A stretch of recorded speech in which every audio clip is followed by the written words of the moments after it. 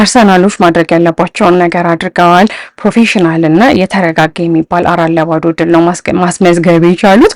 የትላንቱ አስተላለፍ ደብለቅለቅ ያለ ነበረ። አንዳንድ ተጫዋቾች እንዲያርፉ ተደርጓል። ሌሎቹ ተጫዋቾች ደግሞ ያው ጨዋታው ላይ ደቂቃ እንዲያስቆጥሩም የተደረገበት ሁኔታ አለ።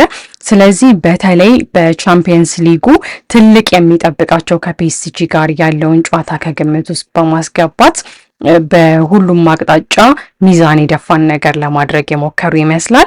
ስለዚህ አንድ ቁልፍ ተጫዋች አለ ከትላንቱ ጨዋታ ላይ የመጀመሪያ ተሰላፊዎች ከነበሩት መካከል እሱም ቡካዮ ሳካ ነበረ። ቡካዮ ሳካ ያው ትልቅ ጉዳት አጋጥሞት ነበረ፣ ከሜዳ ርቆ ነበረ ለተወሰነ ጊዜ። ትላንትና ግን ያው ቆፍጠን ብሎን ያየ ነው። እናም ብዙ ሰዎች እንደውም ያን ያህል ደቂቃ መጫወቱን በጣም ገርሟቸው ነበረ።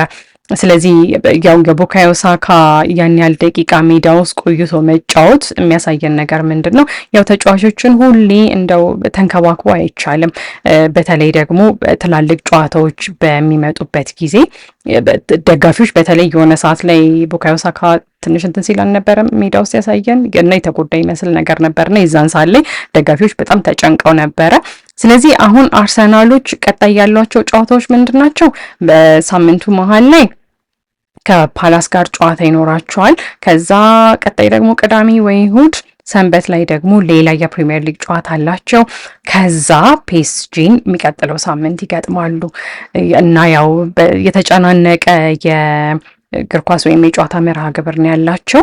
ስለዚህ ያው ተጫዋቾቻቸው በራስ መተማመን እንዲኖራቸው ከዛ በተጨማሪ ደግሞ ቆፍጠን እንዲሉም ይፈልጋሉ። ያ እንዳለ ሆኖ ግን በተመሳሳይ ሰዓት የአርሰናል ደጋፊዎችም ሆኖ አሰልጣኞቹ ተጫዋቾቹም እረፍትም እንዲያገኙ ይፈልጋሉ ማለት ነው። ስለዚህ ምክንያቱም አንድ የተሳሳተ ነገር ከተፈጠረ ያ ነገር እንዳለ ጨዋታውን ሊቀይርባቸው ይችላል። የተሳሳተ ነገር ስላችሁ አንድ የተሳሳተ ነገር ካደረጉ ለምሳሌ ትላንትና ቡካዮ ሳካ ከተጎዳ እንዳለ ያቀዱትን ነገር በሙሉ በተለይ አሁን ትኩረታቸው ፒኤስጂ ላይ አይደለ እሱን ሁላ ሊያስቀይራቸው ይችላል። እና በዚህን ሰዓትም ነው ይህንን ነገር ስናስብ ነው አሰልጣኙና የስፖርት ሳይንሱ ስታፍ ወይም ደግሞ እዛ ላይ የሚሰሩት አሰልጣኙን አርቴታን የሚያግዙት የሚከፈላቸው ለዚህ ነው። ምክንያቱም የእያንዳንዱ ተጫዋች ሁኔታ ይመዘገባል። ለምሳሌ ያ ተጫዋች ምን ያህል ደቂቃዎች ተጫውቷል፣ ያ ተጫዋች ሲጎዳ ለማገገም ወይም ደግሞ ተመልሶ ወደ ሜዳ ለመግባት ምን ያህል ጊዜ ይፈጅበታል፣ ጉዳት ከደረሰበት ደግሞ ያ ጉዳት ምን ያህል የከፋ ነው የሚለውን ነገር ምክንያቱም ጉዳት ሲጎዳ ቶሎ የሚያስገባው ነው ከፍተኛ ጉዳት ነው የሚሉትን ነገሮች ሁሉ እነዛን ነገሮች ሁሉ አስልተው ውሳኔ ወስነው አርቴታን የሚያገዙበት ወይም ቡድኑን የሚያገዙበት ስለሚያግዙ ነው ያ ሁሉ ብር የሚከፈላቸው። እና ያው አንዳንድ ተጫዋቾች ሙሉ ጨዋታ ወደ ሙሉ አቋማቸው ለመመለስ ሙሉ ጨዋታ መጫወት ሊኖርባቸው ይችላል። ሌሎቹ ደግሞ 45 ደቂቃ ብቻ ሊበቃቸው ይችላል ማለት ነው። ስለዚህ ያው ይህንን ቁጥር ይዘው ከዛ በኋላ መጨረሻ ላይ ወደፊት ያለውን ነገር የሚገምቱት ስታፉ ወይም ደግሞ የማስታፉ ነው። ለነገሩ ሌላ አማርኛ ቃል ጭንቅላቴ ውስጥ አልመጣም። ቀጣይ ጨዋታ ማን መቼ እንደሚጫወት የሚወስኑ ነው የሚሆኑት። ያው ሳካ ልዩነት ፈጣሪ የሚፈጥር ተጫዋች ነው። ስለዚህ በተለይ ደግሞ ሳካ በፒኤስጂን አርሰናሎች ለማሸነፍ የሚፈልጉ ከሆነ ምርጥ አቋሙ ላይ እንዲሆን የሚፈልጉ ይመስለኛል። ነገር ግን ያው መርሳት የሌለብን ሳካ ከጉዳት ነው የተመለሰው።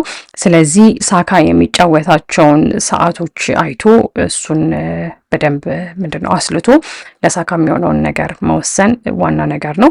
ስለዚህ ሳካ መጫወት እንደሚፈልግ አጠራጣሪ አይደለም። ምክንያቱም ሁሉም ተጫዋቾች መጫወት ይፈልጋሉ።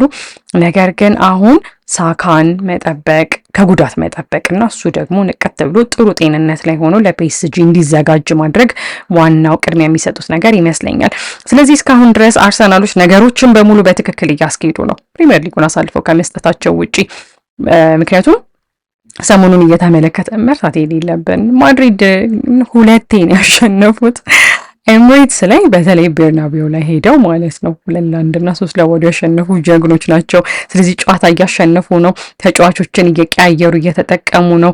ይሄ ደግሞ ማሸነፋቸው በተለይ የማድሪድ ድል በራስ መተማመናቸውን በጣም ነው የሚጨምረው። ስለዚህ አሁን ዋናው ፈተና ከፊታቸው ነው ተብሎ ነው እየተወራ ያለው። ዋናው ፈተና ምንድን ነው? ፒኤስጂ ነው። ምክንያቱም ፒኤስጂዎች አሰብስበው እየጠበቁ ይመስለኛል።